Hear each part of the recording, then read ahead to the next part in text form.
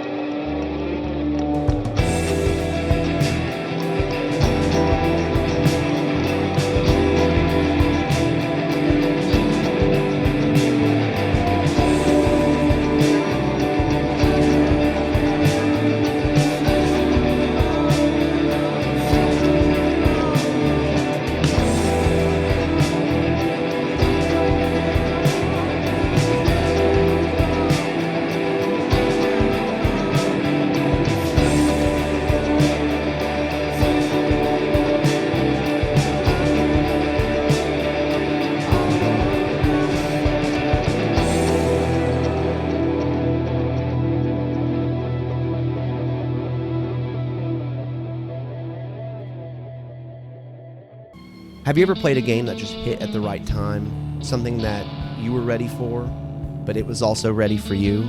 That's how Zero Ranger was for me. The AAA gaming sphere had really pushed me out so far. I bounced off everything that I tried to play until I returned to those games from my childhood and really gave them the good old college try. Nothing is more punk rock than being denied the slop you're given. I had just gotten into STGs that summer. It was one of the three I'd given a chance to, the others being Devil Blade Reboot and Batsuga. It's mysterious, enigmatic, and begs you to dig deeper on every level, at every moment. The way that it teaches you how to play, route, and score wordlessly should be documented in textbooks. Without games like Zero Ranger, I probably would not have gotten into the genre as hard as I did. As a game for beginners and people looking to get into SCGs, Zero Ranger is your ticket. So without further ado, let's start the show.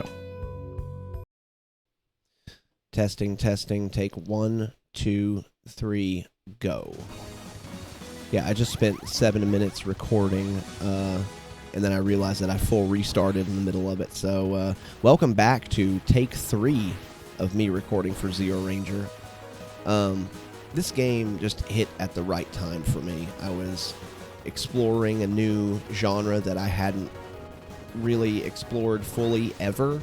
Like, I had played tons of shooting games whenever I was younger, you know, because I was around during the 90s and the arcade days, the heyday, and, you know, I just always thought it was just shooting at shit. And this game and Double Blade and Batsugan really showed me that there is so much more to it.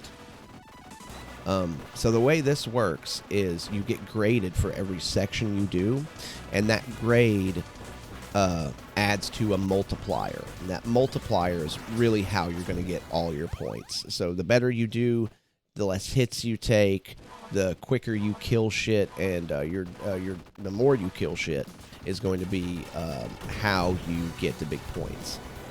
So there's also like a countdown up top that counts down bonus points as well. So it's also doing that. Type B is my favorite. I haven't really fucked with Type C as much. I do know that I really like the way Type C's drill works, but I'm kind of ass at the drill. I am a Type B sword person, and I'm not even ashamed to say that. But I do like the drill, mostly because I'm an enormous Gurren Lagann fan. One thing I wanted to say right here is not only does your ship sprite change depending on what weapons you pick up, but also there is a glitch. So if you use, for me, I use Steam to record, just because that's the easiest way to get super high quality videos. I am experimenting with OBS right now, especially for the podcast. But I was trying to do a run about a week ago with this, and it glitched out my secondary weapon. It only made my flamethrower fire one small stream, and I was like, oh my god, did I mess up? Did I do, like, there's a thing called Masher's Curse at the beginning, where if you mash through the beginning, it actually sets you up at the highest rank possible. But yeah, so I shared it with Chinopolis and Actane and a bunch of other guys, because I didn't know what was going on, and it happens infrequently, but it still does happen where every once in a while when I'm using Steam to record, it will glitch out one of my weapons. The run before this, it actually ended up glitching out my my lock-on weapon. Like, my lock-on weapon wouldn't work at all. It would just shoot the little tiny laser. But, yeah. So, the way that rank works in this game, because this game does have rank, just like there, that guy would normally not fire at you unless you have above 4 lives. So the more lives you have, the harder the game is.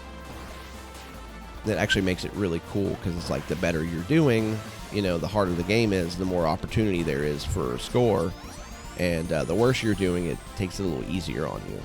This game is perfect for if you're looking for your first shmup. It's got the story there for everyone who needs it, and is easily, you know, taken away for everybody that doesn't. So, which I believe is the perfect way to do stories in shmups. I believe they need to be just a layer that's on top of the gameplay that can be taken away and not affect the entirety of the game. Because, I mean, like, this game made me cry. I'm not even ashamed to admit it. The ending of this game is touching, and with Radiant Silvergun, it's one of the few games ever that has made me weep. And would I think that I would ever have had that in a shmup? Absolutely not. But guys that made this did an absolutely amazing job. 10 years in the making, apparently. This game took 10 years to make, which I can believe it with how high quality it is. So that's one thing I really like about Type B compared to Type C. Type C is kind of like the Mushihime-sama like far away shot, in which it does max damage pretty much from any range, but I like, even though she's a little slower, I like Type B's wide shot. Even though it can be hard to do max damage unless you're just like right up on top of somebody. Here I'm deciding to go after I defeat this guy, which is my least favorite boss in the entirety of the game, other than the true final boss. I'm not a big fan of the true final boss. I'm not going to spoil anything for the story, but, you know, I did realize that you don't even have to take out his core here to kill him. You can actually take out the guns. So, it's one thing I really do love about this game is all the hidden stuff that I'm still finding out about.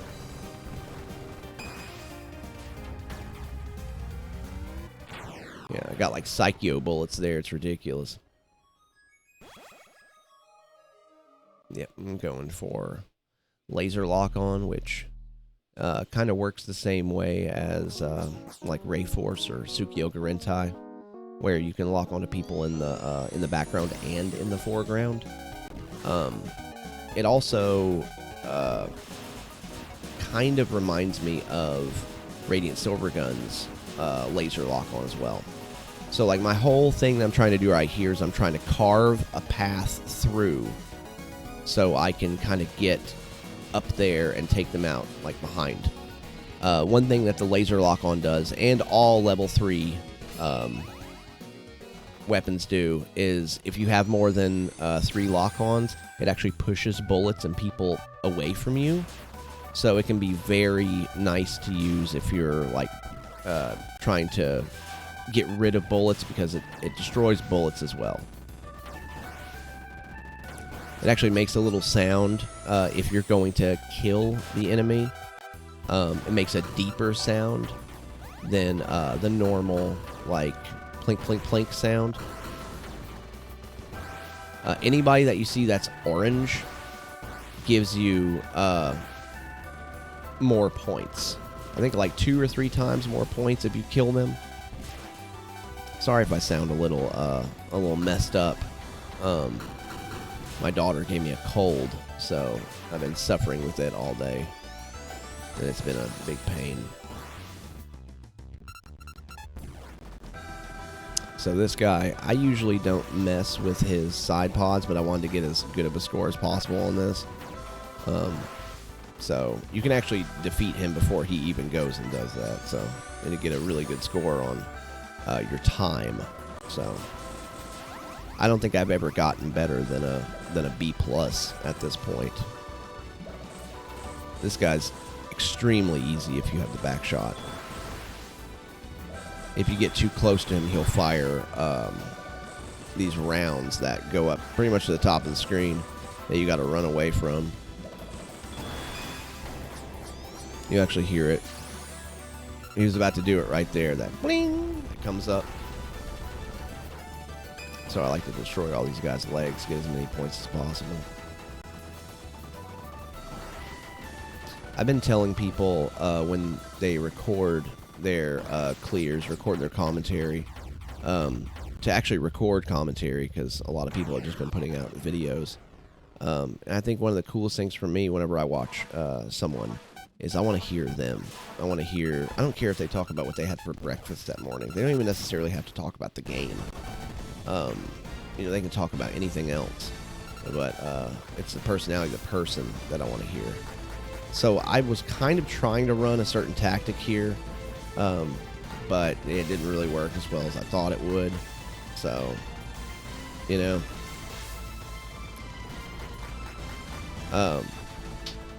About the podcast. So it's coming. Pretty much what is going to happen is here sometime next week we're going to record. Oh, I love this part. I never skip this part because it is so cool. It is so cool. It gets me fired up every single time. Very like Sailor Moon, Gunbuster-ish. The versatile fighter Rib. This is your Ranger Model 2. Yeah, I also really like this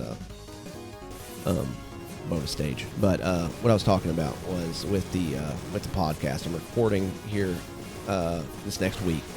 So you know, I know a lot of you guys know me personally, but I have 4 children. So for me, if I don't like schedule out my hobbies, I don't get any free time. So what I have to do is schedule out what I'm going to do before I do it, and that's of no disturbance to anyone. That's of no not talking shit about anybody, but that's just how I do it, because if I don't do it, then I disappear. And that's one thing that me and my wife have always talked about, is we always want to make sure that we're making time for ourselves as well. And so it is coming. This is just a video to kind of hold over until it releases next week. So it was kind of a surprise that I ended up getting this. So I ended up doing as good as I did. So my favorite thing to do with the sword is the quick change. So actually I use that a lot, and it really helps me.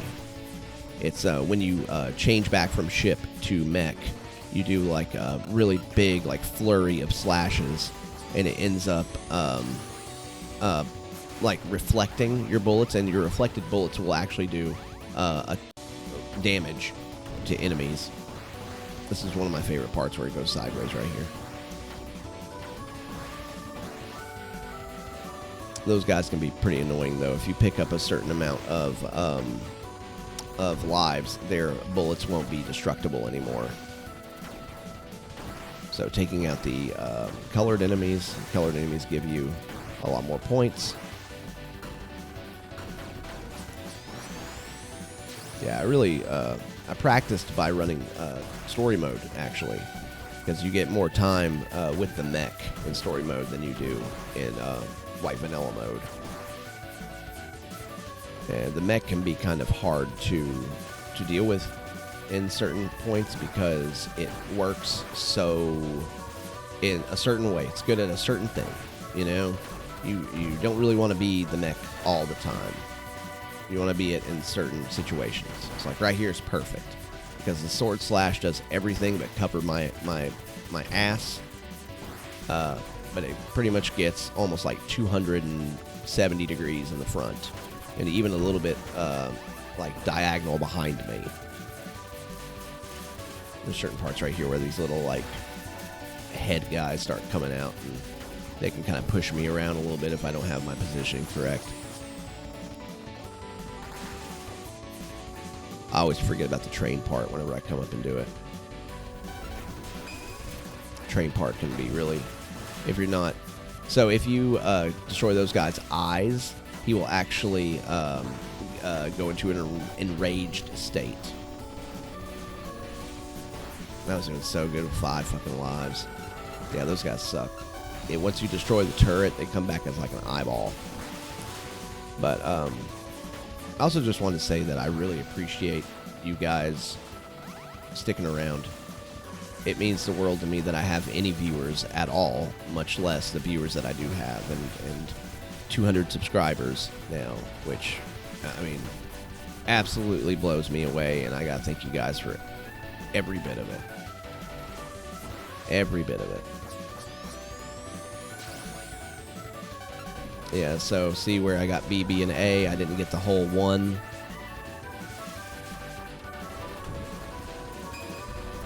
Yeah, see, whenever I was running this game before, I was doing the charge shot, which is charge shot is amazingly good on both guys.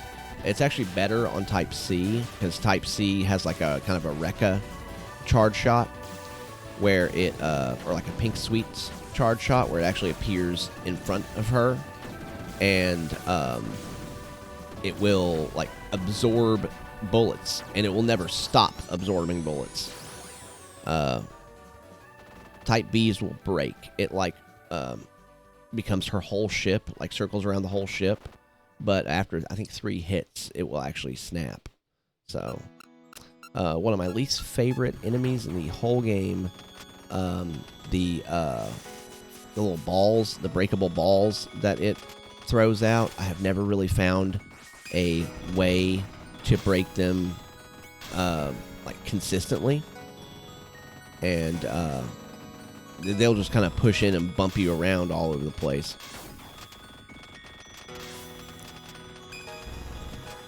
So I know for some gamers there's going to be a thing here in a second that you might not have seen. It's the EX stage.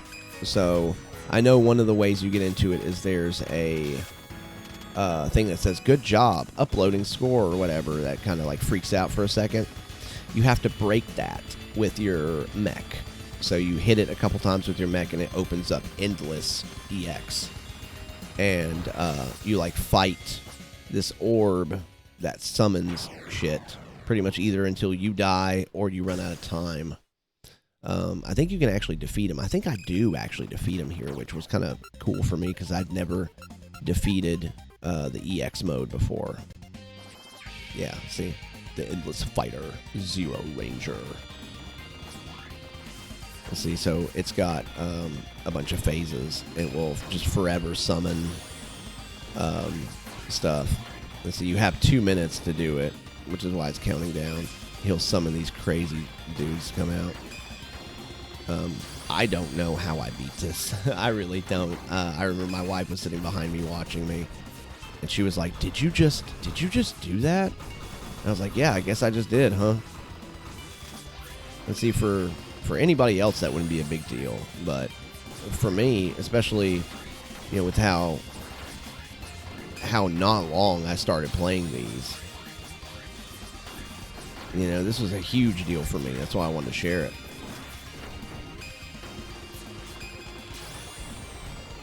I was like, man, I got 1 life, but you know what? I already beat my 900,000 goal. You know, so I was happy at this point. I was just like, fuck it. I still absolutely cannot believe that I beat this. I was so incredibly happy. you're a ranger. That's it. That's my white vanilla run, guys. Yeah, luckily after you beat the game and get the true ending, the like Dodonpachi guys won't be there anymore. It'll be this nice woman, and she's a lot more positive and a lot less shitty about your score. So yeah, that is good enough for me right now. You know, I'm a total B++ kind of guy. So yeah, thank you for listening to me being sick for the last 10 or 15 so minutes, 16 minutes. I do appreciate it, and I wanted to thank you guys for everything. You guys mean a lot to me, and I want you to know that. All right, see y'all later.